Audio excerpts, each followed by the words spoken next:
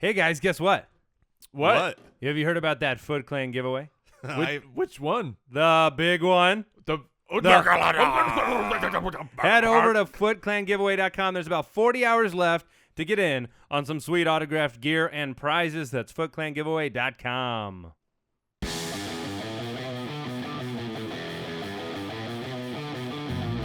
Welcome to the Fantasy Footballers Podcast, coming to you from the FantasyJocks.com studios with your hosts, Andy Holloway, Jason Moore, and Mike Wright.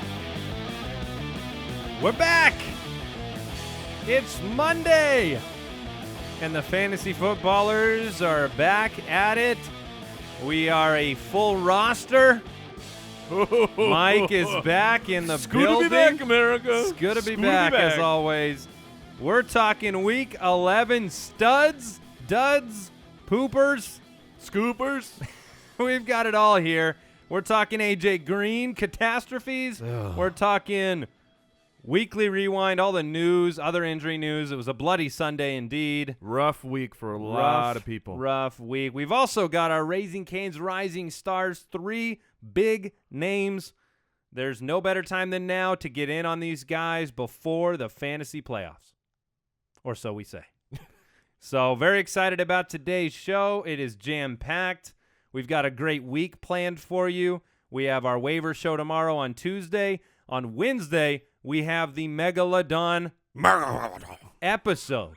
An extra long, super jam-packed matchup episode covering everything from Week 12 before the holiday.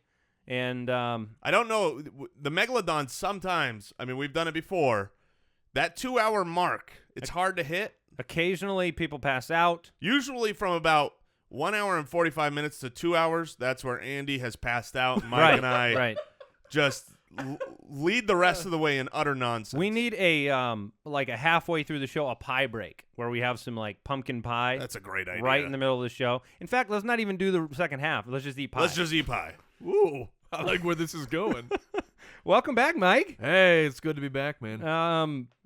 How was your trip? Oh, it was fantastic with the family. We took them over to Disneyland. Did they take your ID going into the building? I mean, like going into Disney? They accepted it. Okay. They accepted my verified license. And shout out to my man, Jacob Gray. I'm sitting there with my daughter. I just took her on Indiana Jones, and I hear this, Mike. I'm like, what? What is this? And he's like, Foot Clan. I'm like, oh, what? I'm like, what's up, man? And so I got to meet my man, Jacob. And so the funnier part is, so I'm not expecting anyone to actually recognize me. I mean, you blend in with that giant beard and your Ninja Turtle shirts. So later on, well, I've had that. Jacob says, hi, I'm riding high. I told the wife about it. I'm really obnoxious. I'm like, hey, someone listens to the show. And she's like, oh, geez. So later on, it's getting colder. I have my actual fantasy footballer's jacket on. And we're standing around waiting, and a guy says, hey, it's like, can I ask you a weird question? I'm like, oh yeah, here we go. Like he's gonna ask, hey, you do that podcast in front of my whole family. He's like, can I borrow your phone? I need to call my wife. My phone just died. And I was like, oh, a big letdown. Yeah. Well, it just was, hey, stupid. Maybe if you had a big blue check mark on your jacket, it would have been. Just to be sure, though. Well, apparently there's a full website dedicated to this. Did now. you see this? Let me Some check listener. Let me check that verified. Is MikeVerified.com? What's this? Yeah. Nope. We really can't get away with just about anything right now. With about a tweet or reviews coming in, everything is consumed with your verification status. It's an important time of the year. Let's jump into the quick question, and then I'll share one of those reviews. All right, quick question of the day. We know what happened. A.J. Green went down on the second play of the game. The rumors are torn hamstring. Giovani Bernard went down. Nobody knew about this. Maybe at the end of the game, torn ACL. Now A.J. Green, Giovani Bernard are out. That's 45% of the Cincinnati Bengals passing targets. What do you do moving forward with the Bengals roster, the offense? What are you doing here? What was your reaction to all of this, fantasy-wise? Well, you've got ups and downs here because a lot of people want to hop on the, oh my goodness, Jeremy Hill now is the guy and he's going to be great. And honestly, part of that's going to be true. He should be getting 20 carries a game because there's not going to be another talented running back like Gio there. However, the goal, Rex Burkhead, come on now. The goal line opportunities and the chance to score touchdowns is going to go down because your offense is clearly going to be worse. You do not improve your team and improve the fantasy outlooks of the players on a team when you lose two important offensive pieces. I think that I believe, and this could be inaccurate now after a couple of weeks, but up until a couple of weeks ago, A.J. Green was like the number one wide receiver in terms of like third down targets and receptions. So when they needed a big first down to add to your point, to go down the field, A.J. picked those up, letting them get into the red zone where Jeremy Hill did his damage. So from a volume standpoint, you're not complaining about Jeremy Hill. Now, someone will have to But you could overreact. Yeah, someone will have to necessarily step up into into the target volume, some of it. So whether that's Tyler Boyd, who would be, the guy I like, I hope that this actually moves him to the outside. He had the most production yesterday. If they move him to the outside, I think he is talented enough to be a fantasy factor. If they keep him where he's been and bring someone else in, then I guess Brandon LaFell. Yes. And Tyler Eifert, to me, is the biggest beneficiary because he's a third down target as well. They're going to have to lean on him. We saw some, inconsistent performances at tight end yesterday. So if you have Eifert, if you've held him, he benefits, in my opinion. Mike, did you have any other thoughts on position players there in Cincinnati? The people will be asking, who am I picking up? It's Boyd and LaFell are the pickups here. I think that Boyd is going to be the better PPR guy. I think they'll use LaFell to stretch the field. Okay. If you are new to this show, which is possible because apparently Mike periscoped to 165,000 people on Sunday morning. I don't know what happened. That was just incredible. I think you ended up trending on Periscope's homepage. Something ridiculous happened, and that number You said you actually got nervous because the number kept going up. I started getting sweaty and it's like sweatier. Sure. Yeah, so if you're new to the show, we welcome you in. Andy, Mike, and Jason, the Fantasy Footballers. Check out our website, thefantasyfootballers.com. Subscribe. We are a year-round fantasy football podcast. This is all we do. This is all we pour ourselves into is this podcast, this show, helping you win your league, helping you get that Foot Clan title. So very excited about that. Join our community at jointhefoot.com and become part of the Foot Clan. Officially support the show as an independent podcast. Okay, from time to time, I find it imperative that we read a review from the listeners because some reviews come in and they're just far too entertaining. These are iTunes reviews. They always help the show. So we're going to read one right now. Review-a-saurus Rex. This one comes in from DaForce. It's 5 stars. It says, wait, what? The name is DaForce. All right, best fantasy football podcast out there. Funny and informative is hard to do at the same time. My only problem, oh no, is I think elitism is starting to set in. He says, I'm a blue-collar guy. And like my favorite host, Mike, I am also Twitter unverified. Yes. I have a hard time relating to the 1%ers like Andy and Jason, who are Twitter verified. Mike, thank you for representing those of us in the Midwest that share your hard-working values. We Cole Beasles of the world. Yeah, that went a completely different direction than I was expecting. You're the everyman. You're the Cole Beasley of the world. You're darn right. You almost, the beard and... Well, I got bad news, DaForce.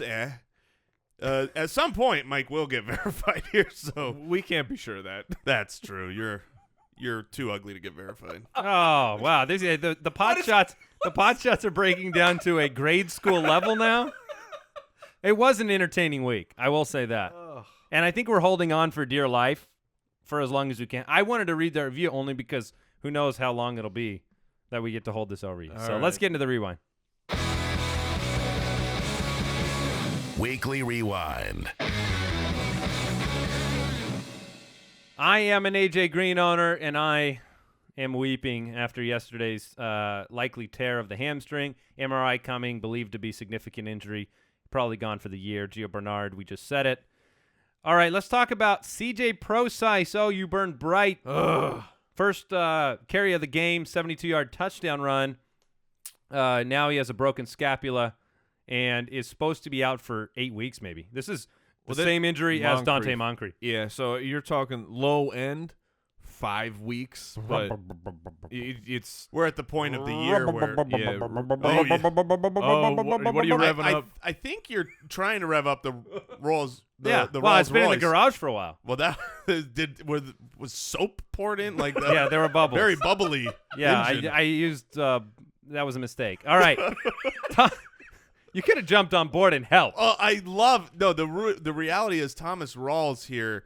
First of all, while Prosise was in the game and they were both going, Thomas Rawls looked great. He ran like an angry man. Looked like a man who was going to get himself really hurt again. Yeah, he did. That's how he runs. Every time that he would smash someone with his run and then get up, and he looked like he wanted to fight every time he got up. Well, he went 4.1 at carry in his first game back. Caught 3 passes. I think all of them came after Prosise went out.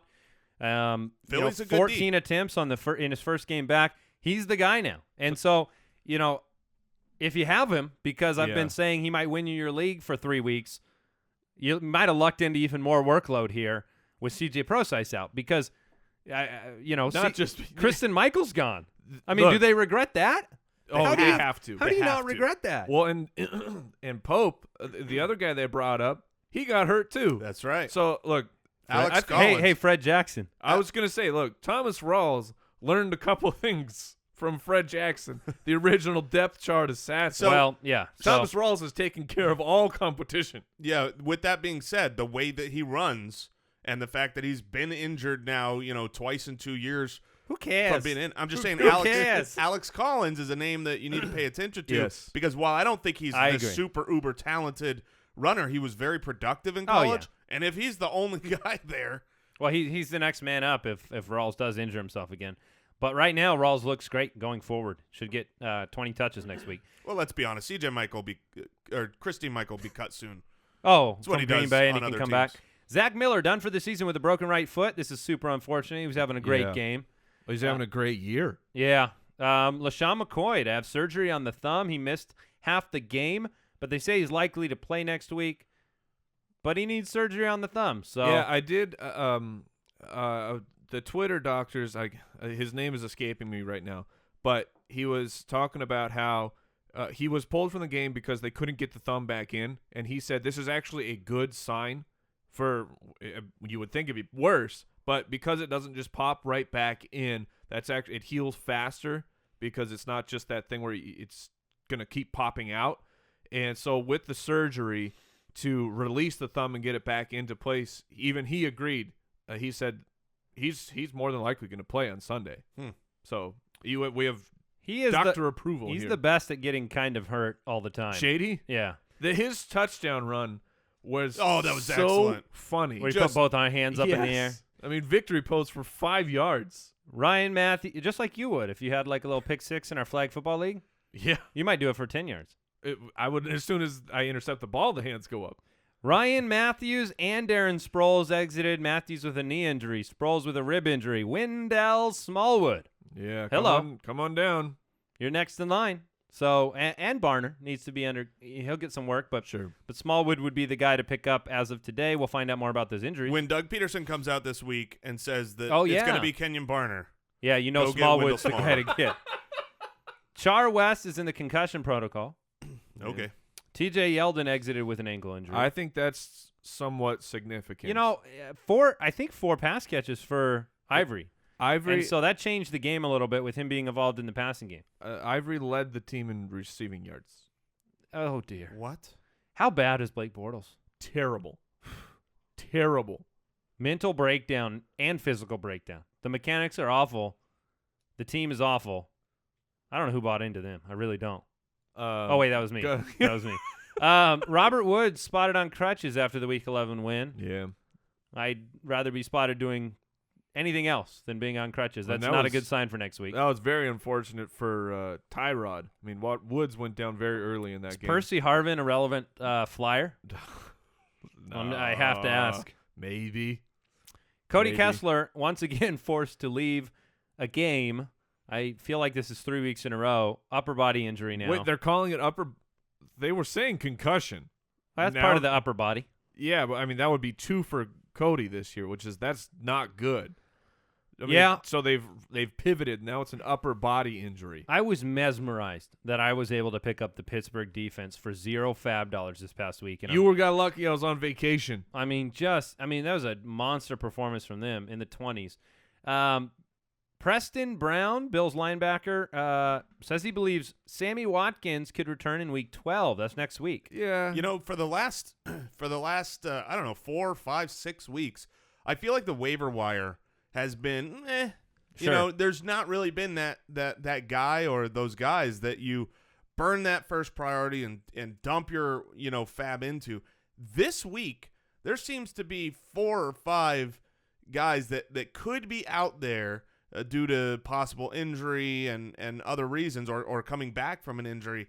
Tomorrow's show is going to be quite excellent. I agree. There's a lot of names we need to talk about, and it's crunch time now. So let's go ahead and get into the stud muffins. This week's Fantasy Stud Muffins.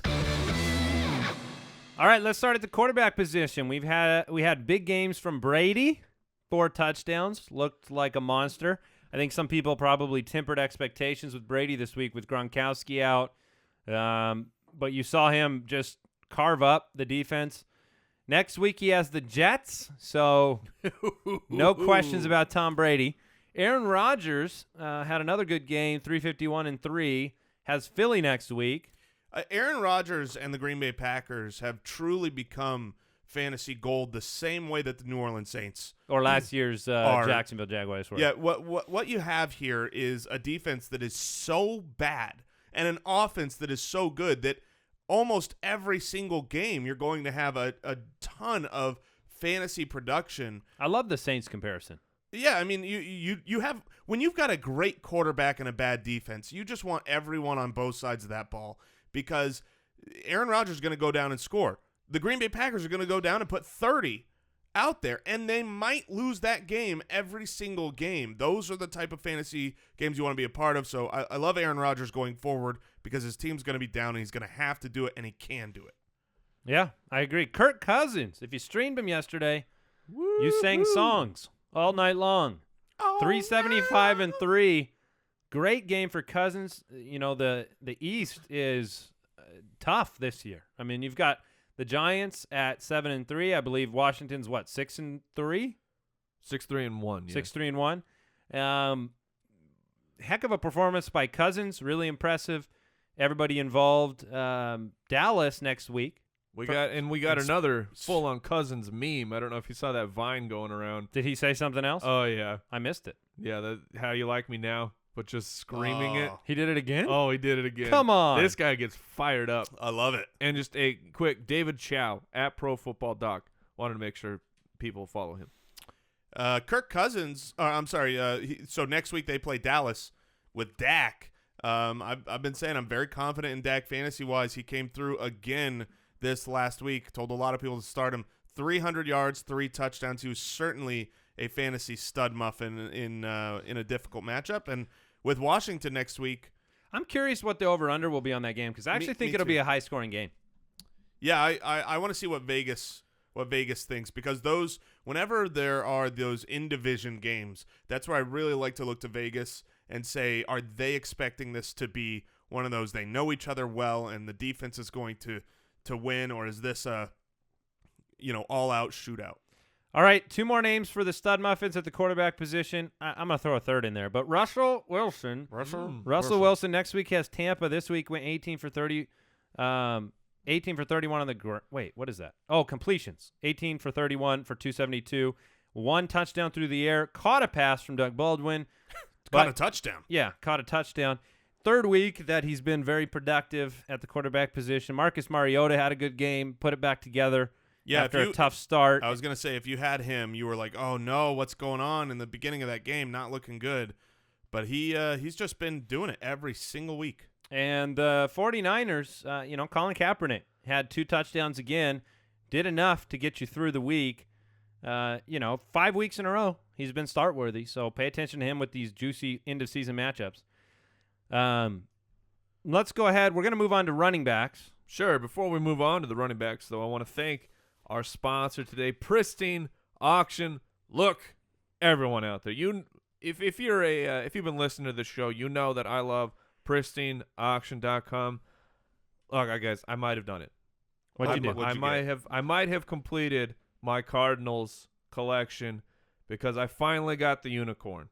I finally got a signed Larry Fitzgerald jersey.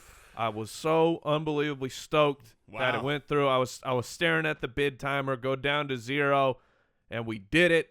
So now Larry's going to go up on my wall. I'm so unbelievably happy about it. I know that the signature is authentic because it's from pristineauction.com. Look, they're the best sports memorabilia site on the planet. You got to check them out. There's things for everybody. There's things available for all price points.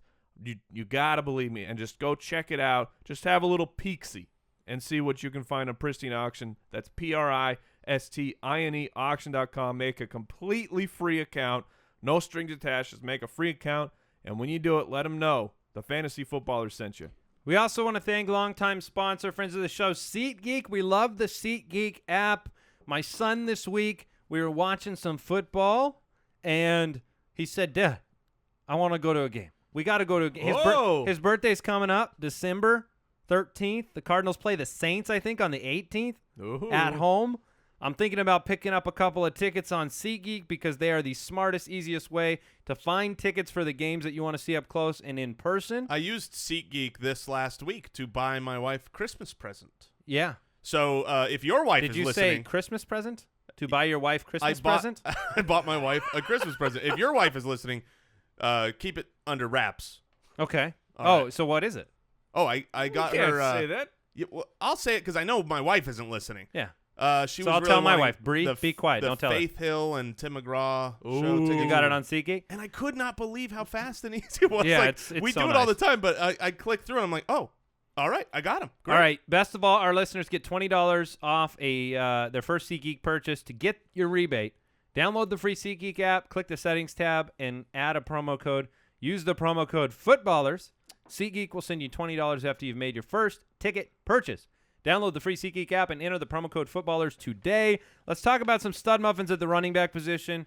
You know, I think we know what we're getting with David Johnson and Le'Veon Bell. They were two huge stud muffins. So let's talk about some of the guys we maybe didn't see coming. Maybe you did. Robert Kelley and Rashad Jennings. Whoo, Robert Kelley. 3 touchdowns. Fat always Rob. helps. Fat Rob. The self-proclaimed. Did Fat you see Rob. that when they do the little He's Sunday proud, Night man. Football corner introductions? He called himself Fat Rob. I mean, that's smart. Look, you're an undrafted free agent. You want to endear yourself to America in prime time, you get on there and say, hey, I'm Fat Rob. I love the guy. And And then you score 3 touchdowns Yeah, and you back it 137 up. yards. I know, I know, Andy, you weren't super high on him this last week because of the true. matchup. It's true. But at the same time, I've been saying he's passed my eyeball test this year. The last 2 weeks prior to this week and now last game, I really believe. So we'll actually talk about him a little bit. Rashad Jennings, I think, is a bigger story here in the sense that, there's all involved. All the Paul Perkins conversation. And what Paul Perkins meant to Rashad Jennings was a loss of opportunity. Except there was no loss of opportunity. In fact, this was the best opportunity we've seen. He was super involved in the passing game, very involved, obviously, in the running game. He was the 4th best fantasy running back this week. And I think going forward now, what you'd have to say, you saw this at the end of last year. At the end of last year, they started to find something really special with Rashad Jennings, and that led to victories, and they started running and using him. I was going to say this is deja vu. Well, last 3 weeks for Paul Perkins attempts. Week 9, he had 11 attempts. Week 10, he had 9 attempts. And week 11, he had 4 attempts. So it's been down 3 straight weeks with the ascension of Rashad Jennings. He has to protect the ball, but he's on an upward trend. You have to ride him right now. And next week, Cleveland. hello. And Pittsburgh the week after. So a couple of nice weeks. Rashad Jennings looking really good. And like Jason said, we'll talk more about Robert Kelley, no doubt. Probably, I kind of want to touch really quickly on James White and Dion Lewis. Oof. So, I mean, you could kind of throw James White in there as a honorable mention in the fact that he had 6 for 63 and a touchdown. He didn't get a carry. You saw Dion Lewis get some carries. But what's your impression of that situation right now? It's still very murky. I will say it was Lewis right away. Yeah, right at the very beginning of the game. He got 2 targets, I think, on their first 3 plays, and he had this one shake and bake where he looks good. You're like, hey, Lewis, he's back. I was watching that, and I was paying very close attention because I am an owner of both of these guys, right? I need one to win out. I need Dion Lewis to not be involved, or I need Dion Lewis to just be who he was. The game opens up. First play, he's the starter. He's on the field. He looks great. And then there were sets, even on that first drive, where both James White and Dion Lewis were in the game together on the same play. Unfortunately, James White had that great touchdown run, and I think they're going to both be used. That being said, when I watched, I mean, it was just what we saw last year. They look different. One of those guys is able to give a little bit more juke and get free, and that's Dion Lewis. I believe Dion Lewis is the better player, but they are not going to go away from James White, which means Dion Lewis is not going to have that role that he had last year. And I think that's a very poor outlook. Yeah, and I was going to say, I mean, you're stating that as fact now, which means have you conceded to that? Right now, I mean, it's too early because this is the first week of Dion Lewis really being back. That's the way that I see it going. I don't see a chance for James White to continue being what he was when he had all of it. There is still the chance that Lewis takes over. But I guess my point is, it's not going to be James White, despite the fact that he had the better fantasy game this week. All right, wide receiver stud muffins this week. The big guys, Dez Bryant, 6 for 80 and 2 touchdowns. Great performance from Dez. Beasley's got in the end zone too, by the way. Of course he did. I heard you. But who was the number 1 on that team this week? It was Dez Bryant. However, they didn't stop all of Twitter going, Beasley's crazy. Well, Beasley's got it first. I know. All right, so you're starting Dez Bryant at this point. I don't think you have any debate there. But there are a lot of wide receiver studs this week that have question marks for next week and whether or not you feel confident putting them in the lineup. Everybody's got these tough decisions. I had to face it this week. I had to decide, basically, Devontae Adams, Steve Smith, or Terrell Pryor. Every week, these kind of wide receiver 2-range guys, you're like, which one do I roll into your lineup? It's going to be weather. It's going to be matchup. It's going to be a bunch of different factors. So let's talk about some of them. Look, Pierre Garçon, a lot of talk about him being really involved this week. It came to fruition, 6 for 116 and a touchdown. Steve Smith, 8 for 99 and a touchdown. Again, having a very productive day. Clearly the guy there in Baltimore.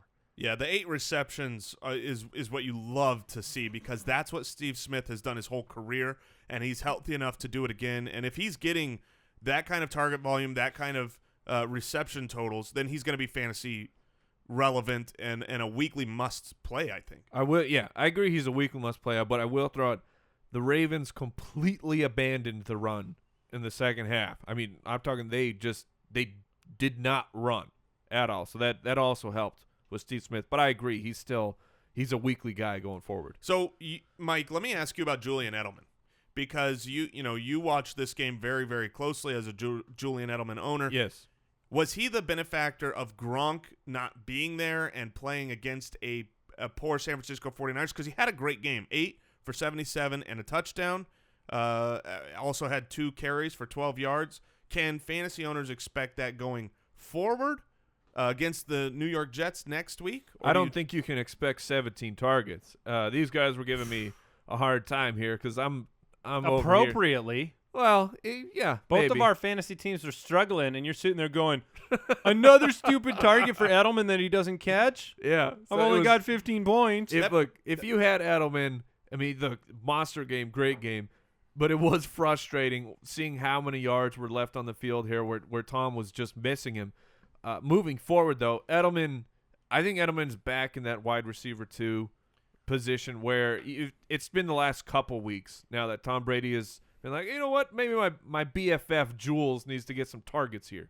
Let me ask you this question, guys. If you had to decide rest of season between Smith Sr., Julian Edelman, as we just talked about, or another stud muffin this week, Doug Baldwin, who threw a touchdown pass and was 4 for 104 through the air. He's been very good lately. If you had to choose the rest of season, are you deciding based on next week's matchup or some other factor, and who would you pick? It's close to me between I think when you're talking to all three of those guys, and I like all three, I prefer Doug Baldwin and Julian Edelman. And so when I look at those two guys, the reason I prefer them is just offense. I think that those two offenses are going to score a lot more points than the Ravens will. And you've seen them be very involved. I go kind of back and forth, right? I like the offense better for New England. I like the playoff schedule a little bit better for Seattle. I think it's a matter of they're both the same type of guy too, where you're going to get a lot of that slot, sometimes moving out, slide, roll. I think I would take Julian Edelman just because you have Tom Brady, who has looked much more hot than Russell Wilson this year. It's a scoring format to me. PPR, I'll take Jules. Standard, I would take Baldwin.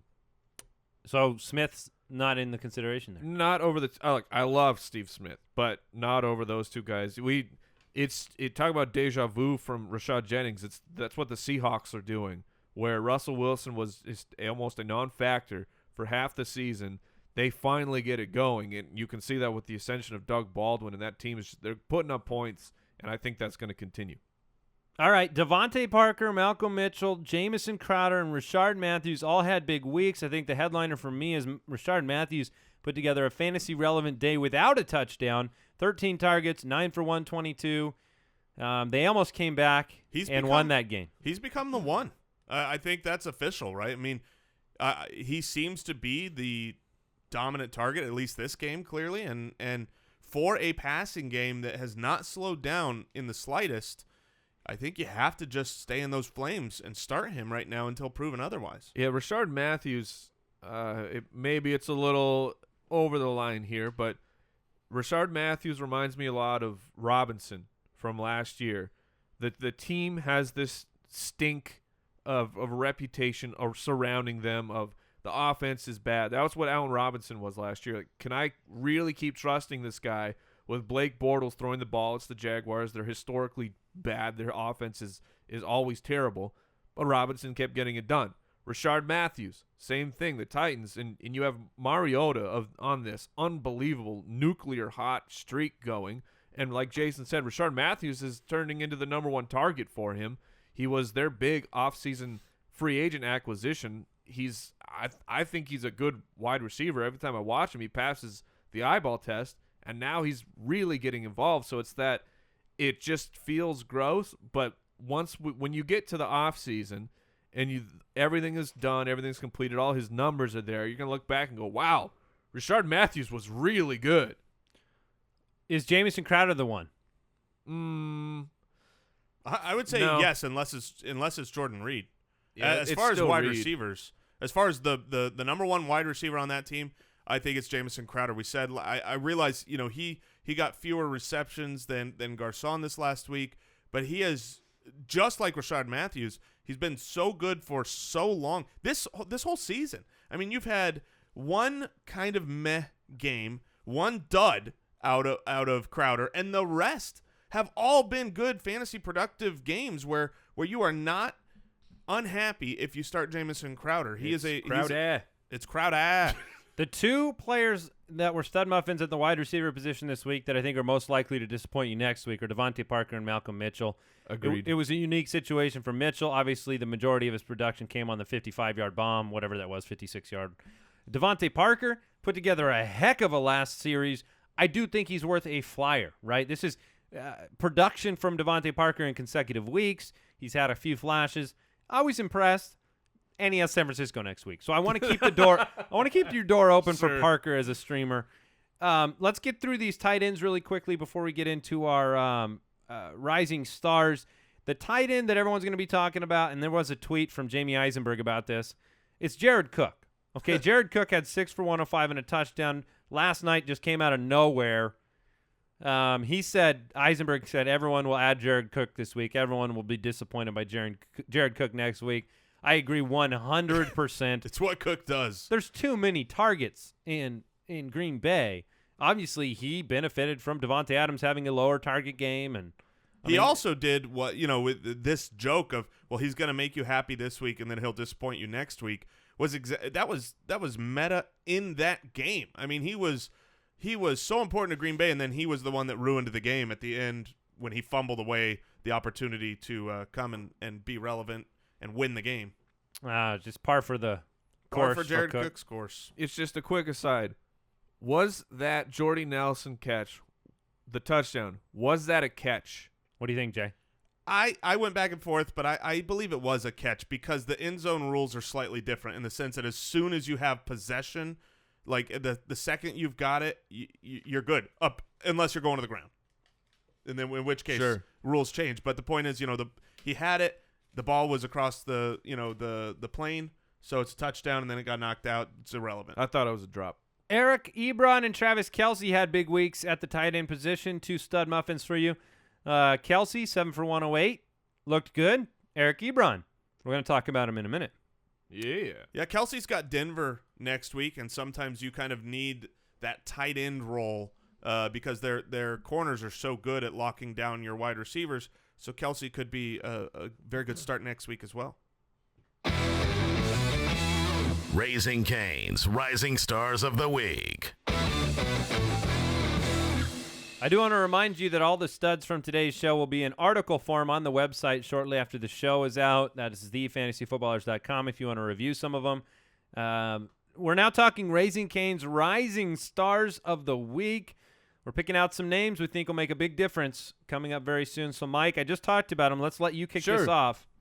Eric Ebron. Eric Ebron. Look, 3 straight weeks of 70-plus yards. When he's been healthy, he's been fantastic. Eric Ebron has that unfortunate beginning of the season bias against him where, he came out, had a couple good games, but then he was hurt. So you just, while you're imprinting what's going on with the season, Eric Ebron was kind of, well, we're just going to lump him back in with the Barfy tight ends. He is not. Look, like I said, 3 straight weeks, 70-plus yards. Now, he's probably not on your waiver wire, 70% owned, but there is a possibility that he is. Zach Miller went down. Vernon Davis had an unfortunate game. Jack Doyle. There's Barfy tight ends, and then there's Eric Ebron. I think that he is not in a Jordan Reed class, but he's managed to put on some sewer boots, and he can stand above. Is he in the Travis Kelce class? Yes. Yeah, that's a perfect comparison where he's just Delaney Walker class? He's a weekly starter. He ran in a tight end, or he ran a touchdown in. So the guy's athletically gifted, first-round pick. Matthew Stafford is looking to him. And even with the Lions having a really bad offensive game, and look, the Lions, I think that the way to approach the Lions moving forward, you look at their opponents, and that's how they're going to play. That's what the Lions do. But even with a bad offensive performance, Eric Ebron was still great. So Minnesota next week. Eric Ebron's fine. Okay. To me, I think Eric Ebron is still he's a and then weekly start he's got for New me. Orleans, and then he heads into the playoffs with Chicago, the Giants, and Dallas. I think he's fine. I think you're right. I'm going to go with Thomas Rawls as my Raising Cane. What was that? That's got a problem in your engine. Well, that's a car the oil's a little old. It's been sitting in a dusty old musty Back to the Future garage. This is a Rolls Royce from like the 50s. Like you have to crank it? Apparently. Blah, blah, blah, blah, blah, blah, blah. Here I come to save the day. Blah, blah, blah, blah, blah, Driving in my automobile. All right. Let's leave the sound effects Well, to look, the pros, okay? Let's give the Rolls Royce a 4-point inspection. He passed the running hard inspection, the looking good inspection, the great offense inspection, and the all alone in the backfield inspection. Yes. He's ready to rumble. Hopefully he's already on your roster and you don't have to fight for him on waiver wire this week. But Rawls is a guy that can win you your roster. I was going to say, if he's not on your roster and if he is on waivers, fight hard. Fight. Because, Mike just brought this up, that we're seeing kind of a repeat, that deja vu with the Seattle offense last year. Complete repeat, as you said. Dang it. I feel like I owe it to the world now to make sure these are mentioned so that they become something. Because last week I let one go where he said, "Yeah, actually, I heard I'm going to sneak it in, or I'm going to sneak in." These guys sneak out to me. Yeah, these guys totally sneak out. Sneak out and then shave something about everything but. Oh yeah. That was just. I let that go We're talking too. about shaving, and this is All right, so you're in with Thomas Rawls as a rising star. For sure. So I completely agree with yours. Now, Jason, it is Thanksgiving week. Yeah, and look, they call me double stuff mostly because I'm fat. I love to eat. I did wear my double stuffed shirt at a Thanksgiving meal this past week as incentive. As you should. And so I'm going to go with Fat Rob, Yeah. who's endearing himself to all of us, Robert Kelley. I feel it's my duty to say that Robert Kelley is a rising star because he now has a firm hold on that starting job. I'm not worried about Matt Jones. Robert Kelley, in his 3 games as the starter, has not fumbled the ball, which is the entire, the main reason why Matt Jones got the back seat. In those 3 games as a starter, and keep in mind, Cincinnati, that first game, okay, they used to be a good defense. They're not really good anymore. Minnesota, well, they're a pretty good defense. I know they've given up some on the run on the ground lately. Green Bay's got a great running defense. And so you kind of say, well, is he somewhat matchup proof? In the last 3 games, you have Rob Kelley averaging 107 yards and 1.3 touchdowns per game. But more importantly than the yards and the touchdowns, which you just can't always predict, he's averaging 22.33 carries per game. That is awesome. If you are averaging over 20 carries a game for a team that has Kirk Cousins and Crowder and Reed and Garcon and Djax and even Vernon Davis, you just have too many weapons. You're not stacking the box, right? You're not coming up with the Todd Gurley game plan where you're going, okay, we're just going to put Stop 30. Yeah, I mean, you cannot focus on the run. If you focus against the run on Washington, they're just going to throw all over you. So I believe that Rob Kelley, look, he's got a very poor schedule coming up. Rest of the way, every game is difficult. Every game is tough. And I think he's going to be okay. It reminds me of Jonathan Stewart on his 8-game, 20-carry streak last year, where it was just every game, as long as this team is not way behind. That's the problem. If this team does get way behind in any of these next matchups, Dallas, Arizona, Philly, Carolina, Chicago. Sure. If they get way behind, it's going to be the Chris Thompson show, isn't it? Well, yeah, it could be. I think that Kelley will still be involved, but the great news, I mean, Dallas is they're a solid offense. Arizona's offense stinks. Philadelphia's offense stinks. Carolina, they stink. Chicago's offense, they stink. I mean, bad defensive matchups, but you don't have to worry about the boat Usually race. those are okay for running backs like Rob Kelley. And also, I will just throw this out because if you're looking at the box score, you don't see it. He was involved in the passing game this week, and you go, wait, he had 0 receptions. How was he involved in the passing game? There were a couple of targets to him that looked like good plays, but they were just a little off the mark, and he is not a great enough pass catcher to grab those really difficult. They were behind him. Yes. They were low. So. All right, those were the Raising Cane's Rising Stars of the Week. Remember, game day tastes better with Raising Cane's tailgates full of fresh 24-hour marinated hand-battered chicken fingers and that fresh brewed sweet tea. Sweet tea's so good. Visit RaisingCanes.com. Find your nearest location. Ebron, Rawls, and Kelley. All right, we're moving. We're moving on. Nobody wants to talk about them, but we gotta do it. They did it. Pooped in his big boy pants. Joining Jason's club. Yeah. All right, let's talk about the guys that laid an egg this week. They, what we want to know now about these poopers, as they were, is will they continue struggling for you, or will they bounce back in their next matchups? We have Tyrod Taylor in this list. Do you think he pooped the bed? Yeah, because he ran another touchdown in. Yeah, but I don't believe he did. What? Did he? I believe so. Maybe I'm wrong. Well, you can bet that. While you bet that. No, he did not. I'm wrong. Yeah. Sorry about that. Say it was a bad. Yeah, he laid an egg. He laid a huge egg. Which was it was when you looked at his final production, I believe it was his second or third worst game of the season. I mean, he had been just rolling along. Like I said, Robert Woods going down early. Lost McCoy. Hurt him. McCoy went down extremely early. He missed the entire second half. I mean, that the team changes when your weapons are gone. They had to lean on Mike Gillislee, who looked fantastic in replacement, but you had to lean on that running game. So that it took the wind out of Tyrod's sails. Do you have enough confidence with the injuries to start him next week against Jacksonville. I think he is. Because it's scary.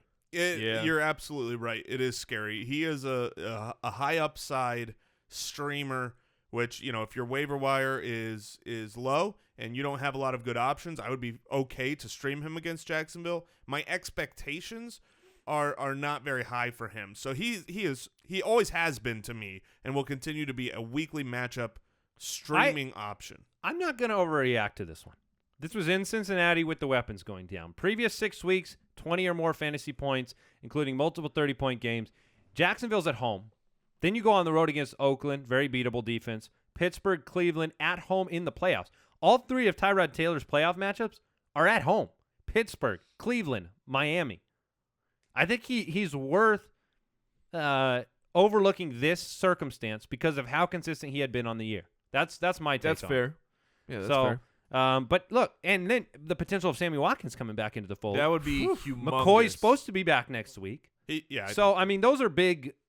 I think those are reasons to give him the benefit of the doubt after one down week. That would be my take. Yeah, sure. I agree. Another one we'll give the benefit of the doubt on after one terrible week is Big Ben Roethlisberger. Will we? We have because we know why he did it. It was on the road, and granted, very, very windy. But isn't he going on the road again next week? He is. He's going on the road to Indianapolis. Well, that'll be easier. That will be a little bit better. In a dome. In a dome will help him. But it was just funny that you had this, okay, we've got Big Ben on the road. We know the historic splits are bad, but it's the Cleveland Browns.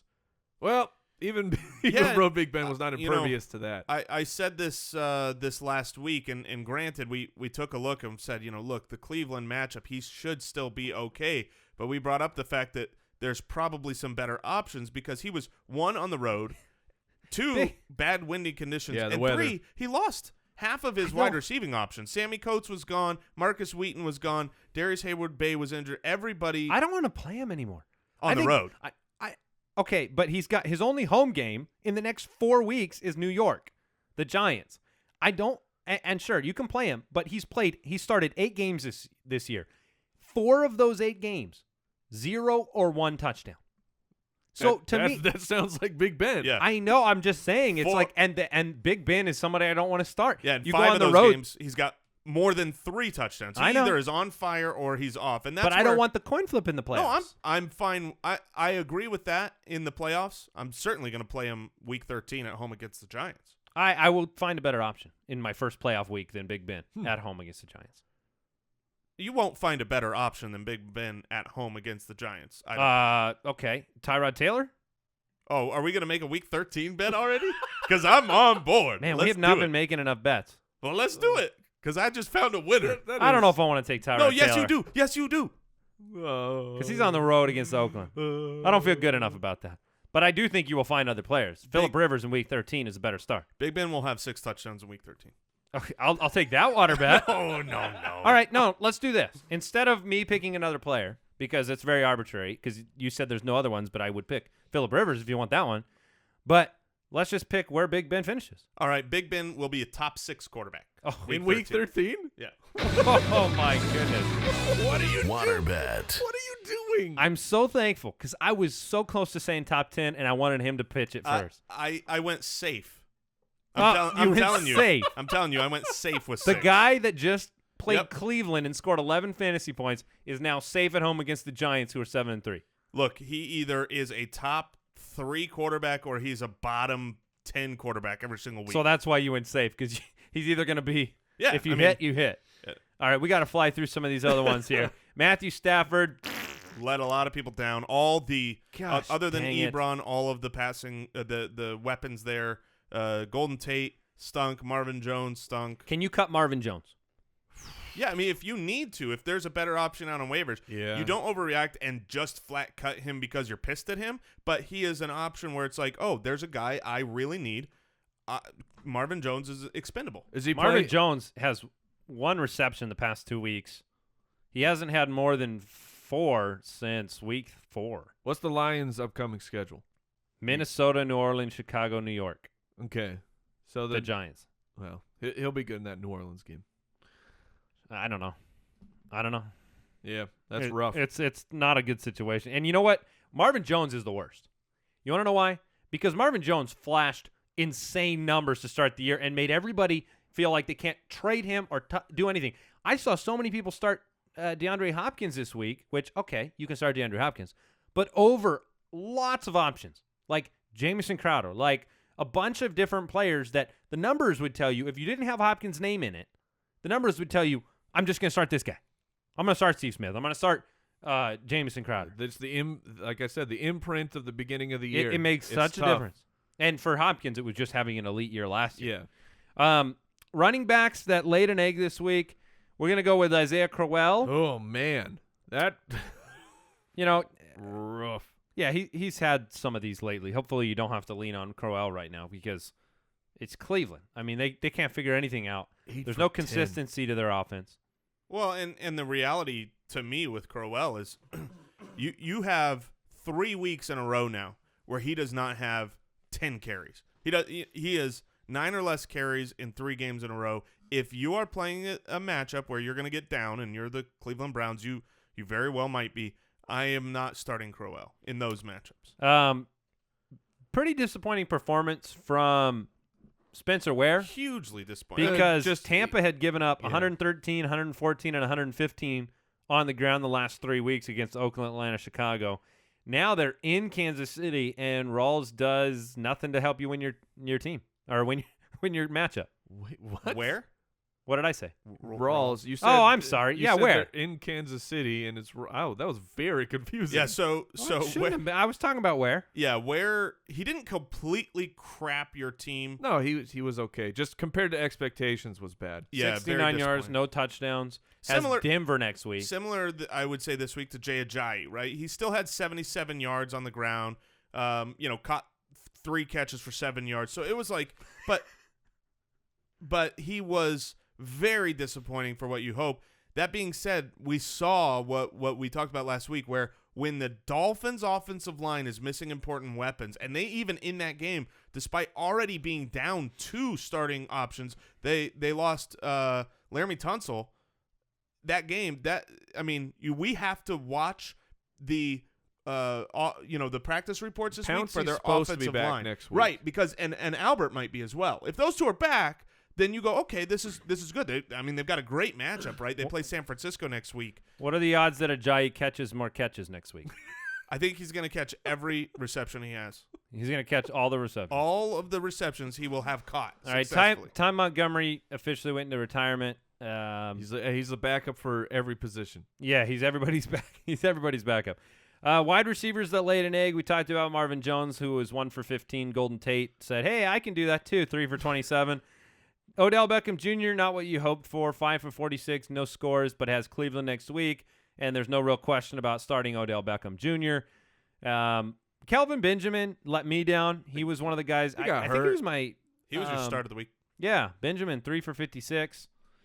Yes, he did get hurt. He got banged up. He was gone for a portion of that game. What do you guys think about this Eli Rodgers regression? 4 for 20 against Cleveland. I think it was a product of Big Ben stinking. Yeah, the weather, and also it was a product of Le'Veon Bell, who was he over 200 total yards? I think he was.